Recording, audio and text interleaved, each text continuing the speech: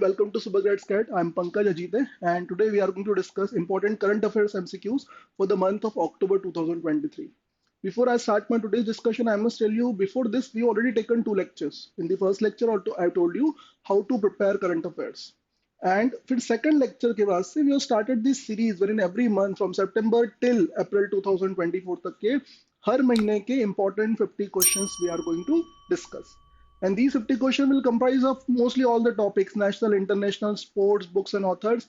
Every type of question जो exam में expect कर सकते हैं वो क्वेश्चंस मंथ वाइज हम लोग यहाँ पर डिस्कस कर रहे हैं. तो for the month of October our first question is what is the name of the operation launched by India, to bring back our citizens was stranded in Israel. और हम लोग अक्टूबर 1 की बात करें तो आपको मालूम होना चाहिए 7 अक्टूबर के दिन हमास द्वारा इजराइल पर हमला किया गया था. और उस हमले के बाद में जो वहां पर इंडियन स्टैंडर्ड थे, जो वापस चाहत रखते थे कि उन्हें अपने देश वापस आना है, तो उन्हें वापस भारत बुलाने के लिए इंडियन गवर्नमेंट द्वारा एफर्ट लगाए गए थे. एक ऑपरेशन लॉन्च किया गया था. And these 4 options have been given to you. आपको ये बताना है कि इनमें से कौन सा ऑपरेशन लॉन्च किया गया था. तो this operation was operation Ajay, है ना. हमारी इंडियन गवर्नमेंट ने कौन सा ऑपरेशन लॉन्च किया था? Operation Ajay was launched for bringing our citizens from Israel, but this was not the first such operation. इसके पहले कईयों दफा आप देखें ना तो all these list you can find over here. इसके पहले कईयों दफा भारत सरकार ने हमारे भारतीयों को विदेशों से किसी परिस्थिति में जैसी स्थिति उत्पन्न होती है उन्हें वापस बुलाने के लिए हमारे द्वारा ऑपरेशन लॉन्च किए गए हैं. They have been successful. सबसे पहला ऑपरेशन इसके अंदर अगर मोटे तौर पर ध्यान रहे तो कुवैत एयरलिफ्ट 1990 में किया गया था. उसके बाद से अगर देखें तो लेटेस्ट में जस्ट इसके पहले इजराइल के पहले सूडान में जिस तरीके से वहां पर सिविल वॉर की स्थिति उत्पन्न हुई थी तो ऑपरेशन कावेरी लॉन्च किया गया था. यूक्रेन से भारतीयों को वापस लाने हेतु ऑपरेशन गंगा लॉन्च किया गया था. देन ऑपरेशन देवी शक्ति अफगानिस्तान 2021. इसके पहले 2015 ऑपरेशन मैत्री नेपाल से वापस भारत लाने हेतु. ऑपरेशन वंदे भारत जो कोविड-19 के समय लॉन्च किया गया था. एंड बिफोर दिस ऑपरेशन राहत and operation amnesty were launch by India. And all these operations में क्या किया गया है? भारतीयों को अपने देश पहुंचाया गया है. Clear? So this was our first question. Our second question says where was the tallest statue of Dr. Ambedkar was inaugurated, unveiled, है ना, आउटसाइड इंडिया. ध्यान रखिए यहाँ पर हम क्या बोल रहे हैं? Where was the tallest statue of doctor Ambedkar outside India inaugurated. ये भारत के बाहर की बात कर रहे हैं. भारत में बोले मतलब ओवरऑल बोला जाए तो सबसे टॉलेस्ट स्टेचू कुछ समय पहले विजयवाड़ा में इनॉग्रेट किया गया था. है ना. स्टेचू कितना? 206 फीट की हाइट है. How much? 206 feet. And this tallest statue was recently inaugurated इन विजयवाड़ा. है ना. तो ये तो हुआ देश का tallest statue.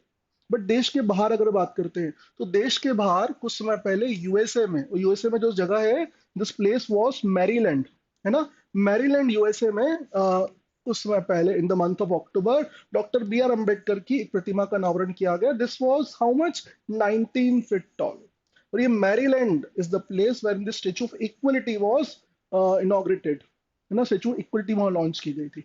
Maryland is the place. ये भी ध्यान रखिएगा. स्पेसिफिकली आपसे जगह का नाम पूछते हैं तो Maryland is famous for camp David. Camp David जो बेसिकली जगह होती है वहां पर एक रिसोर्ट की भांति उसको मानिए जहां पर अमेरिकन प्रेसिडेंट जो होते हैं वो वॉशिंगटन से दूर मैरीलैंड में कुछ उनको इस तरीके से एग्रीमेंट वगैरह करना होते हैं तो उसके लिए जाते हैं. है ना. So Maryland must be remember to you. Then we come to which country has become the first to achieve the gold tier status in terms of hepatitis C patient. है ना. Which country is first to achieve the gold tier status for the path to eliminate hepatitis C according to WHO. This country was Egypt. है ना. और किसकी बात कर रहे हैं हम लोग? हेपेटाइटिस सी की बात कर रहे हैं. यू मस्ट नो देखिए हेपेटाइटिस जो होता है ये लीवर से रिलेटेड इशू होता है. तो क्या किया गया था? WHO द्वारा एक स्टैंडर्ड सेट किया गया था. उस स्टैंडर्ड पे Egypt has stood up to that. मतलब it has become the first such country to attain a gold tier status in journey towards the eradication of hepatitis C. देखिए WHO की requirement पहले देखें तो WHO की requirement थी कि the overall status in the country must surpass. पहले तो डायग्नोसिस की बात करें तो डायग्नोसिस वहां पर होना चाहिए 80%. जितने पेशेंट उनका एटलीस्ट 80 का डायग्नोसिस हो और उनमें से एटलीस्ट 70% का ट्रीटमेंट होना चाहिए. This was the standard set by WHO. Right.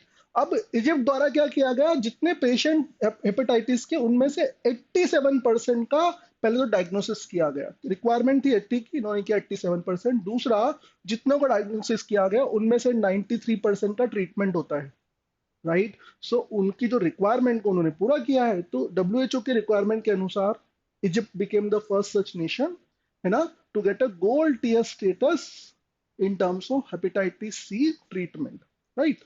Then our next question says, Rafah crossing is between Gaza and which of the following nation? Again, we are talking about Israel-Hamas war. तो जो Israel Hamas war अभी भी चल ही रही है, उसमें this Israel का एक हिस्सा होता है बेसिकली गाजा पट्टी, और गाजा पट्टी से हमला किया गया था इसराइल पर। तो गाजा पट्टी पर हमला, गाजा पट्टी से हमला किया गया, हमास द्वारा हमला किया गया, तो इसराइल ने रिटेलिएशन में गाजा पर हमला किया हुआ है, और वहां पर पीपल आर बीइंग किल्ड, है ना, स्टैंडर्ड। तो उस ताल्लुक में गाजा पट्टी शेयर्स या Israel shares border with Egypt, और इसराइल और इजिप्ट के बीच में जो ये जो क्रॉसिंग है, दैट इज कॉल्ड रफा क्रॉसिंग। इसको ध्यान से देखें तो this is Israel, this is Gaza strip, और ये यहाँ पर इजिप्ट और इसराइल, इजिप्ट और गाजा पट्टी के बीच में this Rafah crossing is there, है ना। तो किसके बीच में है, हमसे पूछा गया था बिटवीन विच नेशन, तो Gaza that is Israel and Egypt के बीच में, है ना, this one crossing is there. This crossing is the only crossing between Israel and Egypt, and इस क्रॉसिंग के थ्रू वहां पर एड प्रोवाइड की जाती है, वहां पर सपोर्ट प्रोवाइड किया जाता है बाय यूनाइटेड नेशंस और all these agencies. So this is an important one, Gaza पट्टी एंड इजिप्ट के बीच में दिस रफा क्रॉसिंग।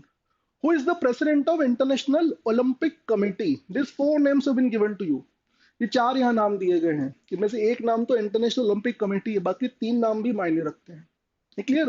तो फर्स्ट इज थॉमस बैक, जो है वो इंटरनेशनल ओलंपिक कमेटी के चीफ हैं। अभी फिर से कंटिन्यू उन्होंने किया, मतलब he was selected in year 2013 में ज्वाइन किया था, वो फिर से री इलेक्शन एक तरीके से इनका यहाँ पर हो गया है। तो he is the president of International Olympic Committee. You know, 2013 he joined, and he has been in a way re-elected. Again, he has become the president of International Olympic Committee.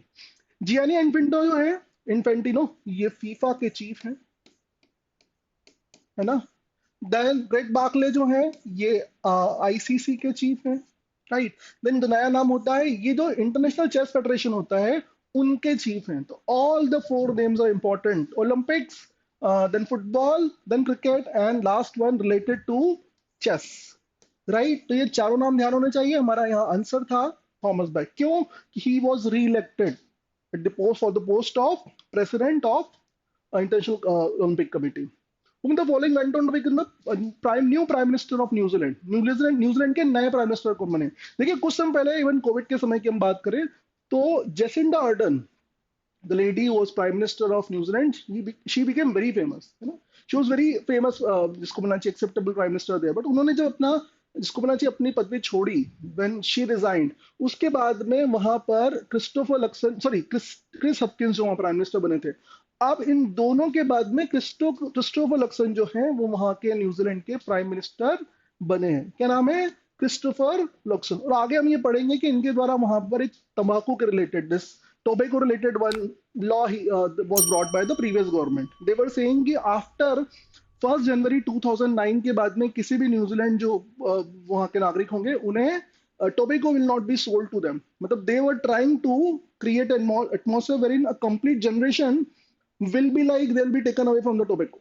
But इन्होंने खैर Christopher Luxon ने जाकर के उस rule को पलट दिया, उसको जिसको बोला जाए हटा दिया। बट एनीवेज, नाम ध्यान रखिए, Christopher Luxon, the new prime minister of New Zealand, who has been appointed as the India's permanent representative to United Nations in Geneva. ये ध्यान रखिए, यहाँ पर जब क्वेश्चन इस टाइप के आता है तो वी मस्ट बी क्लियर कि we are talking about this permanent representative of to United Nation in Geneva office और न्यूयॉर्क ऑफिस। आपसे यहाँ पर जेनेवा ऑफिस की बात की गई, अक्टूबर में जेनेवा ऑफिस के ताल्लुक में अपॉइंटमेंट हुआ था। तो यहाँ तो फिर हमारा आंसर जो होता है वो होता है अरिंदम बागची। इसके पहले इंद्रमणि पांडे थे, but then Arindam Bagchi has become the new Indian representative, permanent representative United Nation Geneva office. But यदि आपसे यहाँ पर न्यूयॉर्क ऑफिस की बात की जाती है, इफ इट इज आस्क्ड कि न्यूयॉर्क ऑफिस में भारत का परमानेंट रिप्रेजेंटेटिव, तो नाम याद रखिएगा, इट इज रुचिरा कंबोज, है ना, ये हमको याद होना चाहिए। This lady is in New York office, and gentleman कौन, Arindam Bagchi is in Geneva office. These two are different office. Mostly New York की बात होती है, बट जिनेवा में भी हमारे रिप्रेजेंटेटिव है. इसके पहले कौन थे? इसके पहले इंद्रमणि पांडे थे. अब कौन है? अब अरिंदम बागची बन चुके हैं, राइट. तो ये थोड़ा ध्यान रख लीजिएगा. Arindam Bagchi became the permanent resident of India to write rendition in Geneva office. है clear? Then we come to who has been appointed as the new governor of Odisha. Odisha के नए गवर्नर किनको अपॉइंट किया गया है, राइट. देखिए, पहले ओडिशा के गवर्नर थे गणेशी लाल. इनके बाद में रघुबर दास जो झारखंड के सीएम रह चुके हैं, he was appointed as the new Odisha governor in the month of October 2023. पहले ये थे. सेकंड जो है हमारा करेक्ट आंसर है. बाकी अगर देखें तो रमेश बैस जो है ये महाराष्ट्र के गवर्नर हैं. कहां के? महाराष्ट्र के गवर्नर हैं. आनंदीबेन पटेल जो है वो यूपी की गवर्नर हैं. पहले गणेशी लाल थे, कहां के? उड़ीसा के. अब mister Raghubar Das who was previously former CM of Jharkhand, former Jharkhand CM. तो former Jharkhand CM Raghubar Das has become the new governor of Orissa, है ना. ये देख लीजिए आप. ये क्लियर? चलिए. Who was honored with the Lifetime Achievement Award in International Film Festival of India, IIFA जो कहा जाता है, 54th international film festival of India. यह गोवा में हर वर्ष इसको ऑर्गेनाइज किया जाता है. This four option have given to Brad Pitt, Michael Douglas, Jack Nicholson, Al Pacino, legends इनको माना जाए हॉलीवुड के. इनकी मूवी आपने देखी होगी. इसमें हमारा करेक्ट आंसर होता है Michael Douglas. Michael Douglas was given life time achievement award जो सत्यजीत रे के नाम पर होता है ना.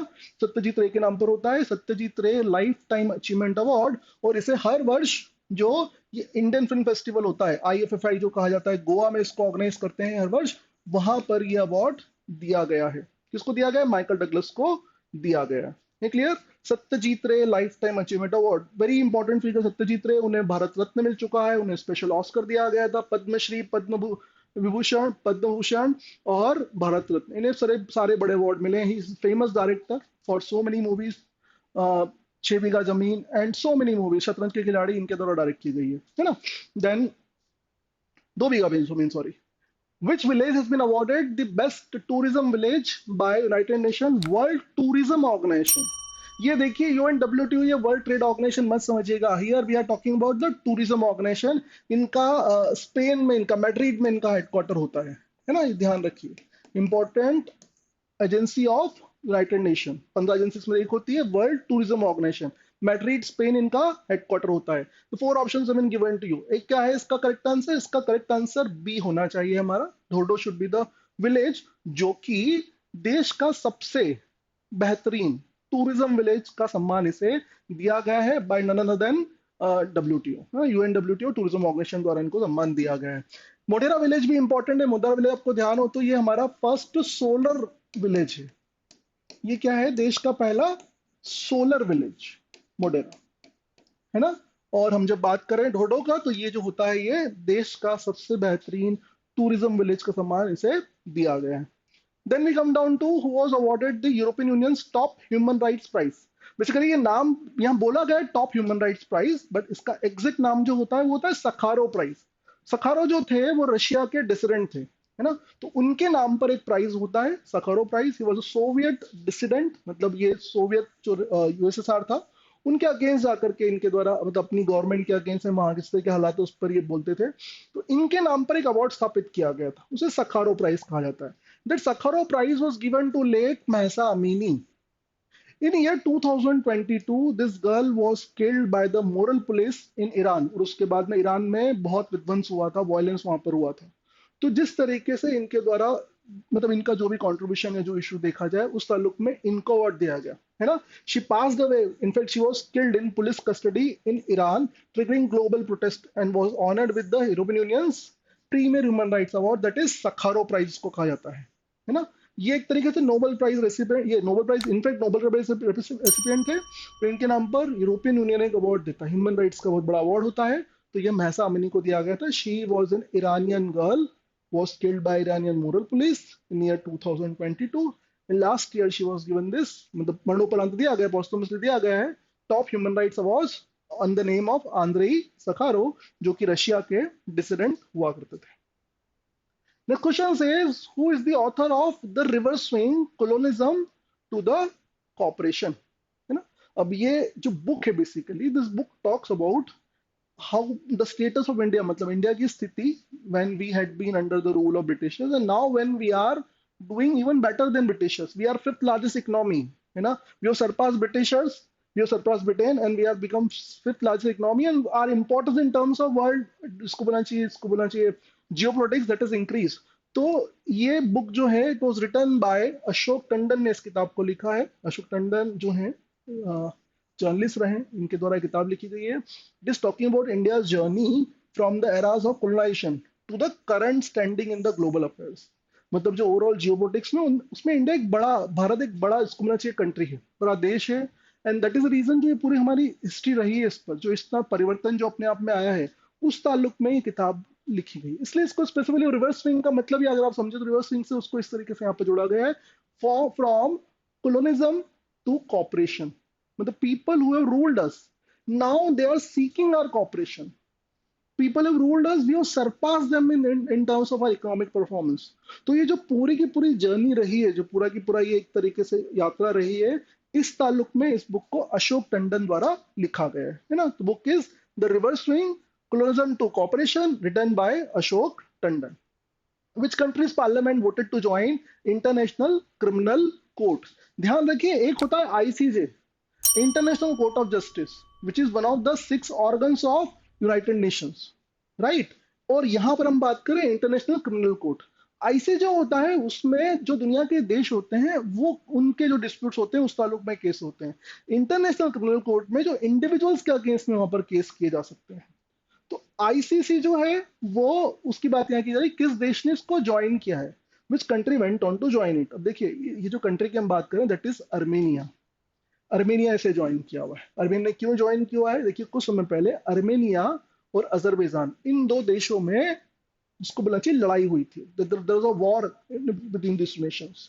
इनके प्रीवियस कॉन्फ्लिक्ट में Russia used to help Armenia all the time, but this time around when this war erupt, या जिसको बोलना चाहिए व्हेन अजरबैजान द्वारा अर्मेनिया के उस इलाके पर जिसको नगोर्नो कराबाख कहा जाता है उस पर हमला किया गया, तो this time they could not find Russia didn't rescue them this time around, तो they may not be happy with the way Russia played with them, या जिसको बोलना चाहिए Russia behaved। तो रशिया के जो प्रेसिडेंट हैं व्लादिमीर पुतिन, उनके अगेंस्ट में आईसीसी ने एक वारंट जारी किया हुआ है। This guy is president of a country with the country which did not help them against the war against Azerbaijan। तो उससे नाराजगी देखते हुए, उससे फ्यूरियस होकर के एक तरीके से दे हैव अप्लाइड, मतलब they went on to join the ICC, international criminal court को उन्होंने ज्वाइन करा है। अब इसके ताल्लुक में इनको रशिया द्वारा बोला गया कि this is not a right step, this is like an unfriendly step, though they refuted कि no we are not joining to go against you, but then overall gesture को जिस तरीके से देखा जाता है वो ऐसा है कि they are in a way retaliation की तरह आईसीसी को ज्वाइन कर रहे हैं, क्योंकि आईसीसी ने पुतिन के अगेंस्ट में वारंट जारी किया हुआ है। Clear?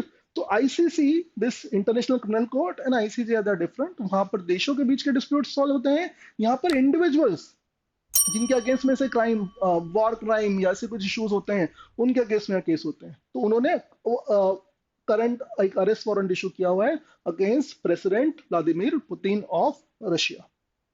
Then who became the first speaker ever of the US house of representatives to be ousted, मतलब जिनको हटा दिया गया है ना। मतलब यूएस जो पार्लियामेंट है उनका जो स्पीकर होते हैं, ये पहली बार ऐसा हुआ है कि किसी वहां के स्पीकर को हटाया गया हो, उनकी पोजीशन से हटाया गया हो। तो पहले देखिए नैन्सी पेलोसी पहले वहां पर स्पीकर हुआ करती थी, उनको रिप्लेस करके केविन मैकार्थी स्पीकर बने थे। और केविन मैकार्थी जो है पहली बार हुआ है कि स्पीकर को वहां की पार्लियामेंट वहां पर एक तरीके से उनको हटाया गया हो, है ना। सो ही वॉज आउटस्टेड। तो क्या नाम है यहाँ पर? केविन मैकार्थी, है ना। अब केविन मैकार्थी जो है वो प्रेजेंट पहले स्पीकर थे, अभी नहीं है। तो अभी स्पीकर कौन है? अभी वहां प्रेजेंट स्पीकर है माइक जॉनसन। नाम ध्यान रखिए, ये वहां के यूएस के नए स्पीकर हैं। He is new speaker of US. Clear? फिर बाकी नाम देख ले। तो जैक सुलिवन जो है वहां के नेशनल सिक्योरिटी एडवाइजर है। क्या नाम है? Jake Sullivan. जेरेट येलन जो है वहां की ट्रेजरी सेक्रेटरी है। क्लियर? Treasury secretary. क्लियर, ये नाम ध्यान रखिएगा। Nancy Pelosi was earlier this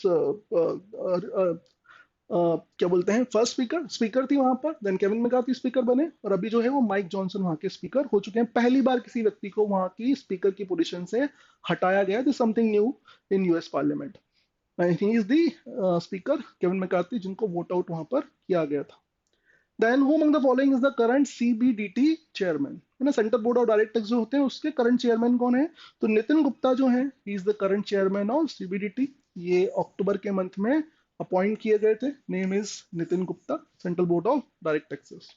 next question is who has been given an extension as the chairman of State Bank of India till 28th of August 2024। इसका मतलब ये कि आपकी एग्जाम तक तो एटलीस्ट ये बने रहने वाले हैं, है ना। और किन्हें एक्सटेंशन एक तरीके से प्रोवाइड किया गया है? देखिए ऑप्शन की तरफ देखें तो पहले समझ लें, सिद्धांत मोहंती जो है वो एलआईसी के चीफ हैं। संदीप बख्शी की बात करें तो he is ICICI CEO and MD, ICICI bank. Shashidhar Jagdishan जो है वो एचडीएफसी सीईओ एमडी हैं। तुम्हारा आंसर जो होता है वो होता है दिनेश कुमार खारा is the current MD CEO of, कहाँ के हैं ये?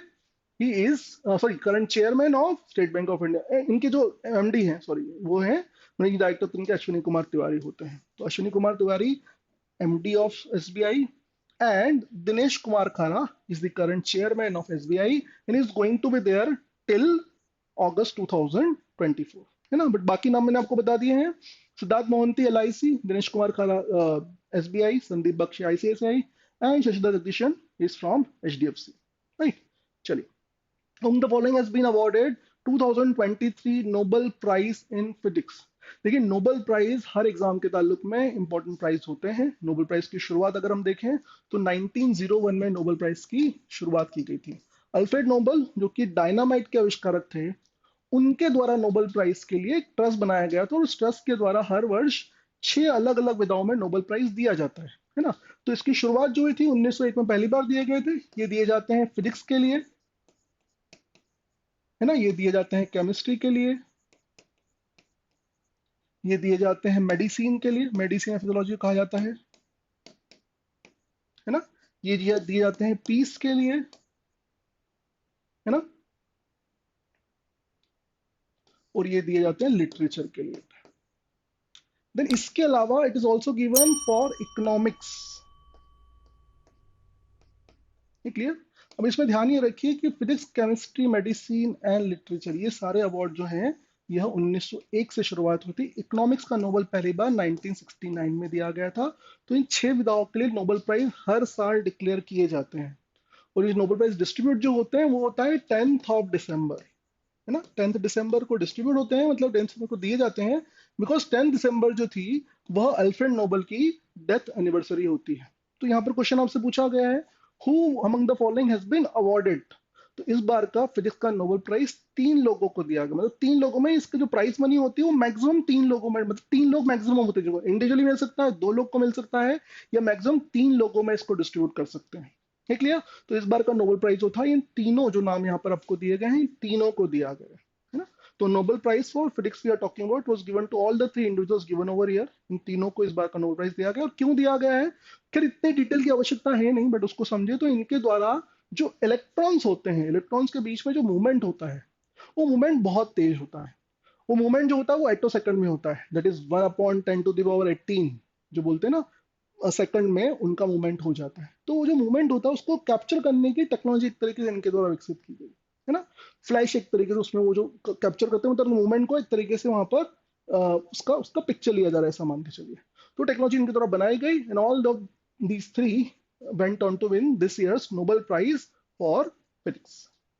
Then we see who became the first woman to be honored with Global Indian Award for Canada India Foundation. देखिए कनाडा इंडिया के जिस तरीके से ताल्लुकात रहे कुछ समय में, उसके ताल्लुक में देवर इन न्यूज। तो उससे रिलेटेड जो अवार्ड होता है इंडिया ने कनाडा रिलेशन के ताल्लुक में, तो award was given to Sudha Murthy. किनको दिया गया?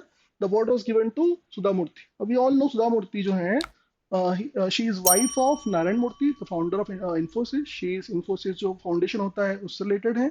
She is also a great author है ना। तो उनको पहली बार women has been given the award, पहली बार एक महिला को ये अवार्ड दिया गया है। First women to receive the esteemed Global Indian Award from Canada India foundation. किनको दिया गया?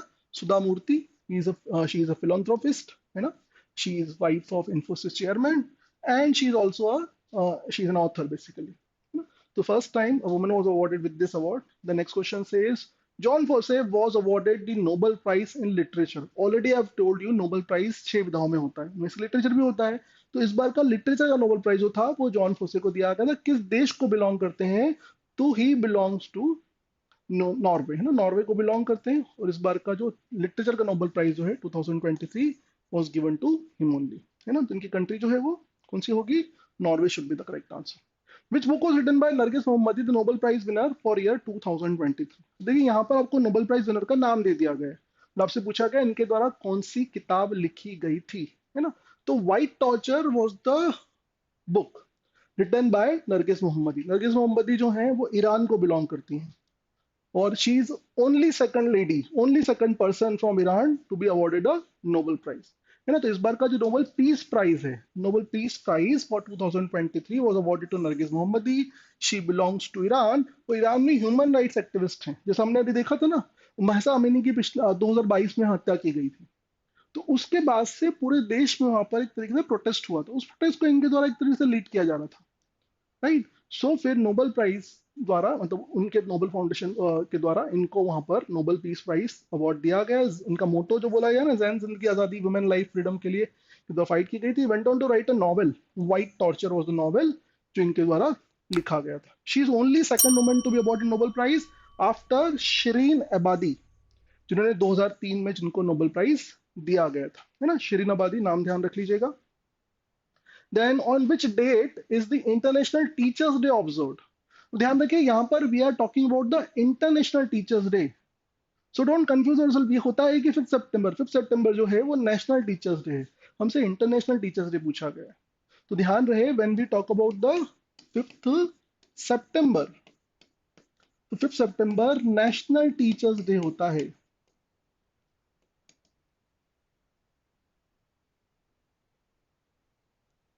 ना। डॉक्टर सर्वपल्ली राधाकृष्णन जो हमारे सेकंड प्रेसिडेंट थे, जो हमारे पहले वाइस प्रेसिडेंट थे, उनकी बर्थ एनिवर्सरी जो होती है वो 5 सितंबर आती है। तो 5 सितंबर, 5 सितंबर 1962 से, है ना, नेशनल टीचर्स डे की शुरुआत की गई थी। बट जो इंटरनेशनल टीचर्स डे होता है वो एग्जैक्टली एक महीने बाद 5 अक्टूबर को मनाया जाता है ना।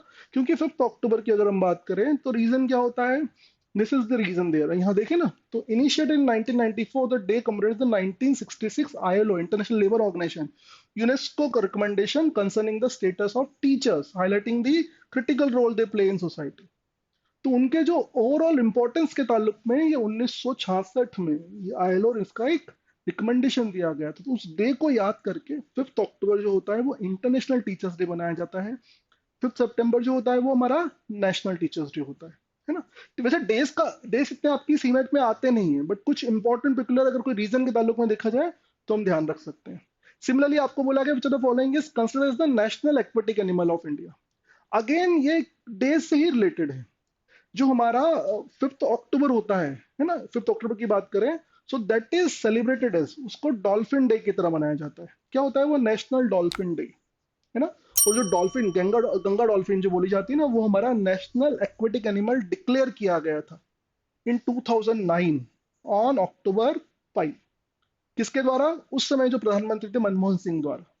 तो दैट इज द रीजन कि हमारा नेशनल डॉल्फिन डे 5 अक्टूबर, और national dolphin, Ganga dolphin is our national aquatic animal माना जाता है। तो ये थोड़ा सा ध्यान रखना है। Then we talk about which states yak chhurpi received the GI tag in month of October, है ना। देखिए जीआई टैग का मतलब क्या होता है। जीआई टैग की शुरुआत हुई थी 1999 में, एक्ट लाया गया था। 2004 में पहली बार दार्जिलिंग टी को जीआई टैग दिया गया था और हमारे देश में करीब करीब more than 350 products have been given GI tag.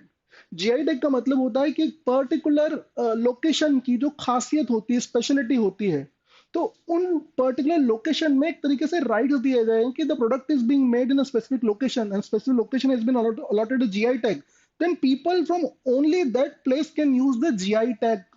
No other person, other entity making the same product in any other place which has not been tagged, they cannot use GI tag. जैसे एक product होता है उस पर एक company का brand name होता है, तो वैसे ही जीआई टैग जो होता है वो पूरे एक इलाके के लिए, पूरे एक प्लेस के लिए, पूरे एक लोकेशन को दिया जाता है।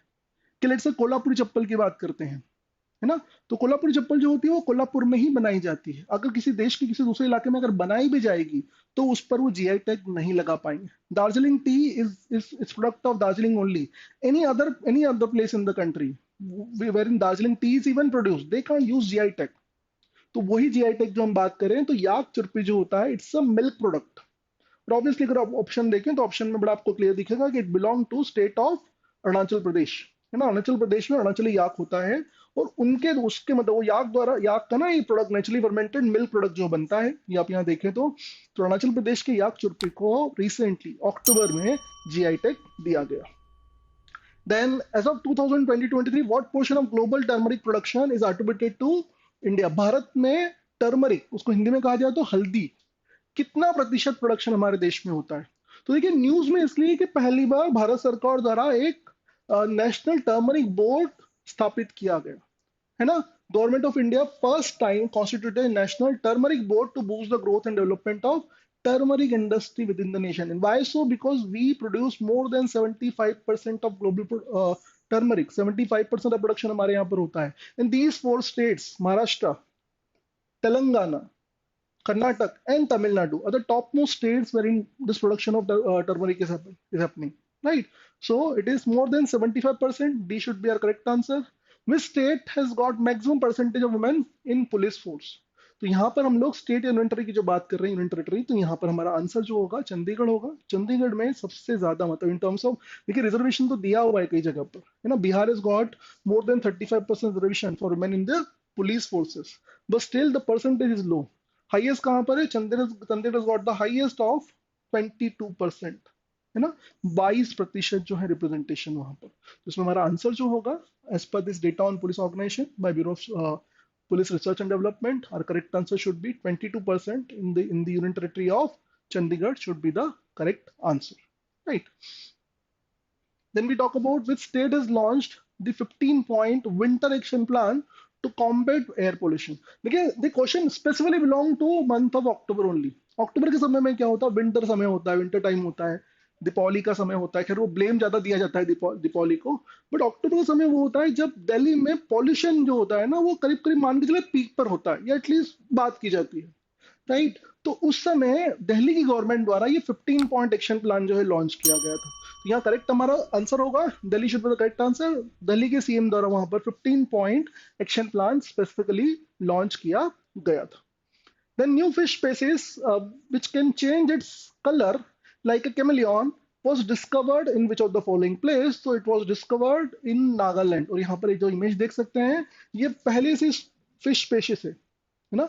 जो कलर जैसे जैसे वो कैमलियन जो बोलते हैं ना, गिरगिट जो होता है कलर परिवर्तित करता है, वैसे हम एक मछली यहाँ पर देख सकते हैं आप, विच चेंजेस द कलर, है ना? तो यहाँ पर हम नाम देखें तो दिस बैड इज लिमाकुमी, है ना? In Milak river of Nagaland was found which can change its color. Then we come to question number 27, 28. Which country rejected referendum held to give greater political rights to indigenous people? किस देश द्वारा एक referendum को reject कर दिया गया? देखिए when we talk about Australia, है ना? तो ऑस्ट्रेलिया में व्हाइट फोक्स आर देयर, मतलब वहां जनता की बात करें तो ब्रिटिशर्स जो थे बेसिकली दे, वहां के जो जो क्या बोलना चाहिए, कैदी वगैरह जो लोग थे उनको ऑस्ट्रेलिया भेजा गया था। और वहां पर जाकर के उनके द्वारा एक तरीके से जो इंडिजिनस पीपल थे, इंडिजिनस मतलब जो वो लोग जिनको एबोरिजिन्स कहा जाता है, जो बेसिकली ऑस्ट्रेलिया को बिलोंग करते हैं, है ना? उनको उनको खत्म करके एक तरीके से उनकी पॉपुलेशन को हिट करके वहां पर इनके द्वारा बस्ती बसाई गई, वहां पर रहना स्टार्ट किया गया। तो जो ऑस्ट्रेलियंस है they are not natives to Australia. Australia के नेटिव जो है वो एबोरिजिन्स हैं, एबोरिजिन जिनको कहा जाता है एबोरिजिनल, और टॉरेस स्ट्रेट आइलैंडर पीपल जो होते हैं वो नेटिव्स ऑफ ऑस्ट्रेलिया हैं। But because these people were sent from Britain, है ना, and they went on to settle in Australia, became the owner of the land basically. They उनसे जब पूछा गया, उनसे रेफरेंडम जब लिया गया, उस रेफरेंडम को इनके द्वारा रिजेक्ट कर दिया गया to give the rights to this aborigine people, है ना? उनकी संख्या कितनी होती है वहां पर? 3.8% ऑस्ट्रेलिया की पॉपुलेशन जो है वो नेटिव्स होते हैं, बाकी जो बाहर से आए लोग हैं जो 1700 में वहां गए थे। राइट। बट उनके द्वारा जब ये रेफरेंडम लाया गया, उनको बेहतर अधिकार लाने के लिए रेफरेंडम लाया गया, गवर्नमेंट द्वारा लाया गया, उनके प्रेसिडेंट जो एंथोनी अल्बनीज प्राइम मिनिस्टर उनके द्वारा लाया गया था, तो ऑस्ट्रेलियंस ने इस रेफरेंडम को रिजेक्ट कर दिया। They said no to rights to the this aborigines there, right. तो ऑस्ट्रेलिया द्वारा इसको रिजेक्ट किया गया। Who was alleged mastermind of 2016 Pathankot Indian Air Force base attack, which was killed in some time back in Pakistan. तो जैश ए मोहम्मद के terrorist थे, this terrorist was there Shahid Latif. तो Shahid Latif was killed recently. He was a culprit in 2016, perpetrator in 2016 Indian Air Force base पे जो attack किया गया था, इनके द्वारा उसकी साजिश रची गई थी। तो सियालकोट पाकिस्तान में कुछ समय पहले इनकी हत्या की गई। Name was Shahid Latif. Then we come to where did governor vetoed a bill aimed at outlawing caste-based discrimination in US. देखिए आपसे क्वेश्चन अगर ये पूछा जाता है कि यूएस के किस सिटी में पहली बार कास्ट बेस्ड डिस्क्रिमिनेशन है ना उसके अगेंस्ट में बिल लाया गया था, तो इट वाज सिएटल। सिटी अगर पूछते हैं तो, अगर स्टेट पूछें तो state of California was there. इनके द्वारा बिल लाया गया, बट उस बिल को रिजेक्ट कर दिया गया। एक तरह रिजेक्ट कर दिया गया तो वीटो कर दिया गया। वीटो का मतलब होता है कि आपके पास इसको रिजेक्ट करने की पावर है, you don't agree with that. तो वहां के गवर्नर ने इसको वीटो कर दिया, मतलब एक तरीके से रिजेक्ट हो गया है। और क्यों किया गया, उन्होंने रिजेक्ट क्यों कर दिया? उन्होंने बोला कि we have already got certain this particular, जिसको बोलना चाहिए सर राइट्स है, वहां पर ऐसे नियम है जिसमें किसी भी तरीके का डिस्क्रिमिनेशन एक्सेप्ट नहीं किया जाता है। तो उनको ऐसा लगता है कि bringing such law is going to be a duplication there, right. उनको ऐसा लगता है कि this is going to be an unnecessary step. तो वहां के जो गवर्नर हैं कैलिफोर्निया के यूएस में, Gavin न्यूसन, vetoed the bill on caste-based discrimination, stating it's unnecessary because already they've got laws that are in place and they prohibit any kind of discrimination.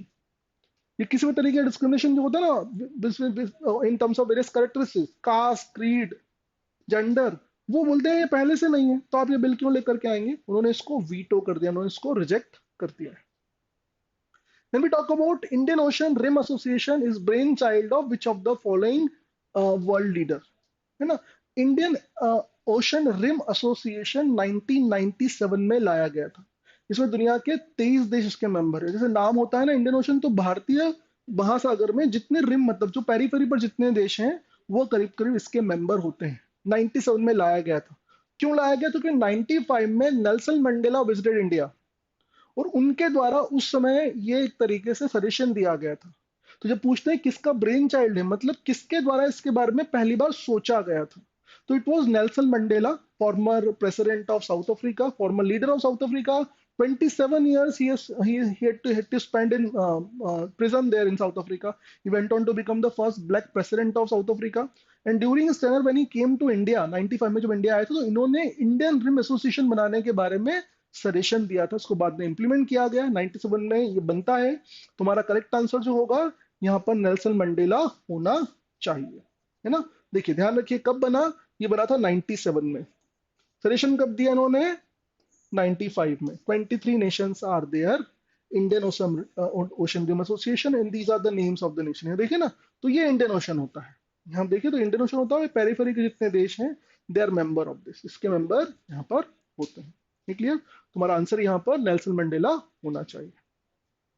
Next question से विच of the following has won only gold in cricket in Olympics. केवल एक देश ने आज तक cricket में मतलब Olympics में क्रिकेट में गोल्ड जीता हुआ है। उसका रीजन ये है कि केवल एक दफा, only one time in the history of the Olympics, cricket was part of Olympics. केवल एक बार ऐसा हुआ था, और वो कब हुआ था? दैट हैपेंड इन ईयर 1900, है ना। 1900 देखिए 1896 में जो मॉडर्न ओलंपिक्स की हम बात करते हैं, इनकी शुरुआत हुई थी, है ना। अभी मतलब 1896 में ओलंपिक्स की शुरुआत हुई थी। ये कहाँ हुई थी? तो Olympics started in Athens, Greece में ओलंपिक्स की शुरुआत हुई। 1900 में जो ओलंपिक्स हुआ वो पेरिस में हुआ था। क्लियर? और केवल दो देशों ने हिस्सेदारी की थी, यूके एंड फ्रांस। मतलब क्रिकेट की बात कर रहा हूं, 1900 में हुआ पेरिस में, बाकी सारे गेम्स तो थे। क्रिकेट के ताल्लुक में only two nations were there, तो UK went on to win it, है ना। या इंग्लैंड बोल लिया जाए, इंग्लैंड ने जीता था। ये स्पष्ट? क्योंकि केवल एक ही दफा क्रिकेट इसमें शुमार हुआ था। अब क्या है, why is in news, because now in 2028 जब लॉस एंजलिस ओलंपिक्स होने वाला है यूएस में जो होगा, उस ओलंपिक्स में cricket is going to be part of the Olympics. तो ये 1900 के बाद में करीब करीब 125 साल बाद, around more than 125 years, first time cricket is going to be part of Olympics, and that is why it was in news. तो केवल एक ही दफा हुआ है, और वो किसने जीता है, तो because only two countries were there, and Great Britain या इंग्लैंड जो बोले, तो they went on to defeat France, है ना। और इसमें थोड़ा ध्यान रख लीजिए, ग्रेट ब्रिटेन, यूके, इंग्लैंड की हम जब बात करते हैं तो उसको थोड़ा समझें कि अगर हम बात करें इंग्लैंड, तो England is one of the three Nations. उसको ऐसा माने वेल्स, एंड यहां पर आता है स्कॉटलैंड। क्लियर। ये तीन देश जब मिलते हैं, ये तीन देश अपने आप में ग्रेट ब्रिटेन कहलाते हैं। इनमें यदि आपने जोड़ दिया नॉर्दर्न आयरलैंड, नॉर्दर्न आयरलैंड, तो ये सारे देश जब मिलते हैं तो अपने आप में यूके कहलाते हैं। और इसमें आपने जोड़ दिया अगर आयरलैंड, तो ये सब जब मिलते हैं तो ये ब्रिटिश आइल्स कहलाते हैं। क्लियर। और कई दफा ये इंग्लैंड इंडिपेंडेंट रिप्रेजेंट करता है अपने आप को, कई दफा ये साथ में ग्रेट ब्रिटेन अपने आप को रिप्रेजेंट करते हैं, कई दफा ये यूके रिप्रेजेंट करते हैं। और अगर पांचों को मिला दिया जाए, Ireland, Northern Ireland, England, Wales, Scotland, तो ये इलाका अपने आप में ब्रिटिश आइल्स कहलाता है। तो इसलिए थोड़ा कंफ्यूजन वहां पर समझिए, ये जो पहली बार मतलब जो क्रिकेट शामिल हुआ, तो it was only France and England माने या ग्रेट ब्रिटेन उसको माने, और उनके द्वारा इसको जीत लिया गया था।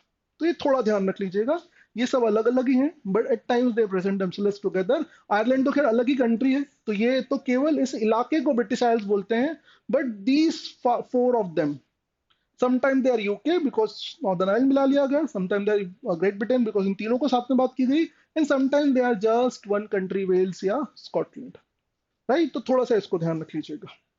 Then we talk about where did Vladimir Putin go for his first foreign trip since the arrest warrant. तो मैं अरेस्ट वारंट की जब बात कर रहा हूं, तो this arrest warrant was given, मतलब issued by ICC, international criminal court, right. तो उसके बाद में जब से अरेस्ट वारंट इशू किया गया, जब और ये वॉर वगैरह स्टार्ट हुआ, तो उसके बाद में first time he left country Vladimir Putin, he went to Kyrgyzstan, है ना। पहली बार जब वो गए थे तो वो, sorry, Kyrgyzstan he went, Bishkek इसकी राजधानी होती है, Kyrgyzstan he went for the first time since the warrant was issued against him for the war crimes, है ना। आईसीसी ने उनके अगेंस्ट वारंट इशू किया था, और वो पहली बार जब अपना देश छोड़ा उन्होंने उसके बाद में, तो he went to Kyrgyzstan, one of the central Asian nation जो होता है। Previously it was part of USSR. तो 1991 में जब यूएसएसआर का डिसइंटीग्रेशन हुआ, तो ये 15 देशों में अलग हुआ था। How many countries were there, 15 countries में यूएसएसआर का विघटन हुआ था। उन 15 देशों में एक जो देश है किर्गिस्तान, कजाकिस्तान, तजाकिस्तान, तुर्कमेनिस्तान जो होते हैं, Uzbekistan, these 5 Nations were part of Russia previously. तो आईसीसी ने जब इनके अगेंस्ट वारंट इशू किया, है ना, क्यों, क्योंकि वॉर क्राइम्स का वारंट इनके अगेंस्ट है, इनके तो यूक्रेन में जिस तरीके से हमला किया गया, लोगों को मारा गया, उस ताल्लुक में इनके अगेंस्ट वारंट इशू हुआ है। तो वारंट इशू होने के बाद पहली बार अपना देश उन्होंने छोड़ा, तो first he went to Kyrgyzstan, वो गए थे, right. Which country will be the chair of IORA, Indian Ocean Rim Association, जिसके बारे में अभी बात की ना हम लोगों ने। 23 नेशंस आर देयर, 1997 में बना था। इंडियन ओशन से पेरिफेरल जितने देश हुए इसके मेंबर्स होते हैं मोस्टली। उसकी जो मेंबरशिप, मतलब उसकी जो प्रेसिडेंसी है, मतलब जो चीफ उसका बना है, तो it is Sri Lanka who went on to become the chief of IORA, that Indian Ocean Rim Association, for next 2 years. 23 members, 11 dialogue partners, और इसमें this time around this Sri Lanka has become the chief of this, है ना। श्रीलंका में ये कुछ समय पहले conference हुई थी, और वहां पर Sri Lanka is set to become the chair for this upcoming next 2 years. 2 सालों के लिए इसको चेयरमैन बनाया गया है। Clear. Then we come to, I am very sorry, was awarded Swedish Riksbank Prize in Economic Sciences for year 2023.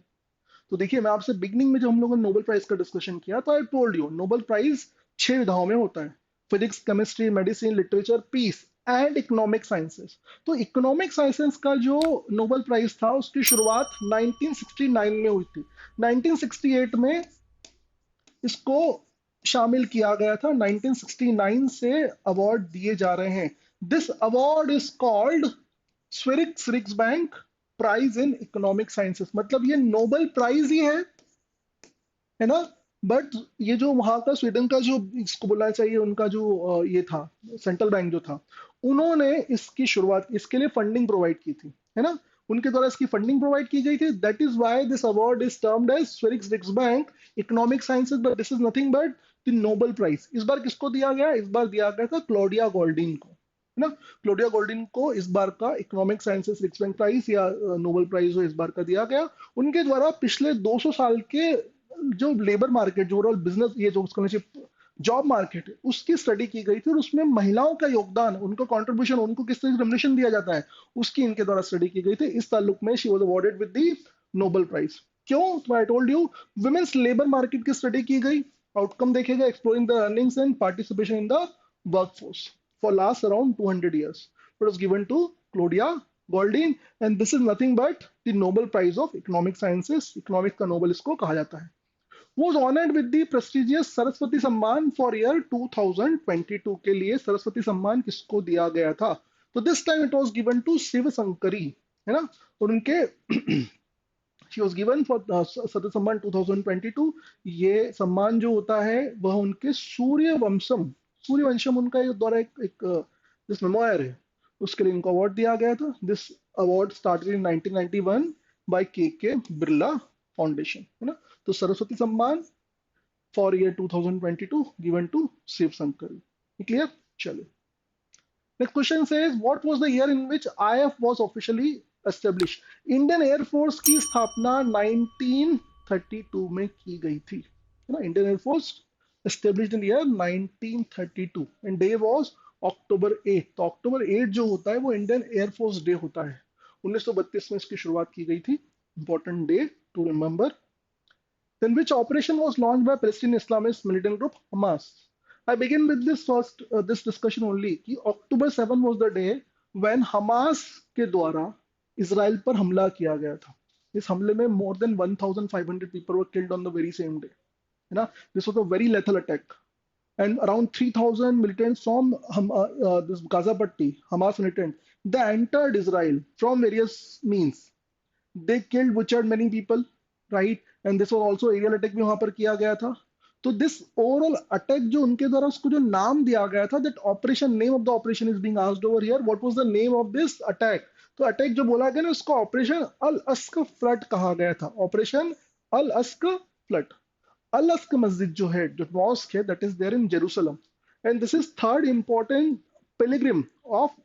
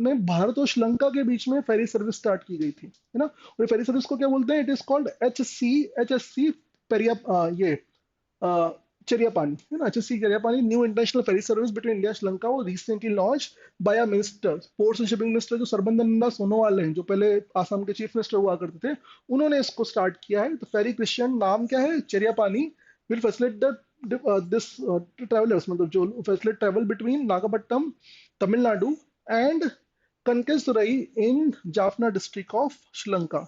ये 1983 में जब ये जिसको बोलना चाहिए सिविल वॉर स्टार्ट हुआ था, तब ये डिसकंटिन्यू हुई थी। उसको भी फिर से रीस्टार्ट किया जा रहा है ना। And that will cover a distance of around 110 kilometre, 3.5 घंटे का समय लगेगा, और अराउंड 150 पैसेंजर्स जो होते हैं इसमें ट्रेवल कर सकते हैं। तो 40 साल बाद फिर से इसको रीस्टार्ट किया जा रहा है। नेम इज HSC चरिया पानी। Last question of the day says, how many sports have been added to 2028 Los Angeles Games? तो लॉस एंजलिस गेम की बात कर रहे हैं तो we are talking about the Olympic games, है ना। ओलंपिक्स की बात कर रहे हैं। ओलंपिक जो अभी हैं 2024 में, they are going to be held in Paris, है ना। कहाँ होंगे 2024 में? पेरिस में। 2028 में they are going to be in Los Angeles, है ना, वहाँ होने वाले हैं। इसके बाद में 2032 2032 they are going to be in Australia,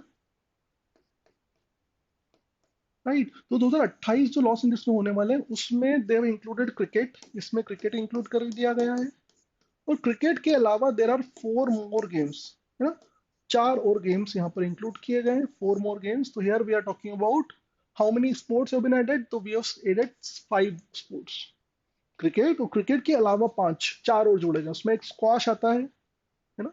जो गेम्स की हम बात करते हैं उसमें I told you cricket is there, baseball softball उसमें आता है ना, फ्लैग फुटबॉल आता है, एक स्क्वैश आता है, लेक्रोज एक होता है, वो नेट आपने देखा हो तो नेट एक होता है, उसके साथ प्ले किया जाता है। तो these 5 games are going to part of 2028 Los Angeles Olympic games, इसका हिस्सा ये होने वाला है, राइट। तो these were the 50 important questions for the month of October 2023. So in our next episode, we are going to come up with the November 2026 discussion. Hopefully, these 50 questions, you need to go through those questions. You will find this useful enough. If you find this useful enough, do like our channel. We are coming up with the more videos important for your CMET preparation. Thank you very much. Thanks a lot.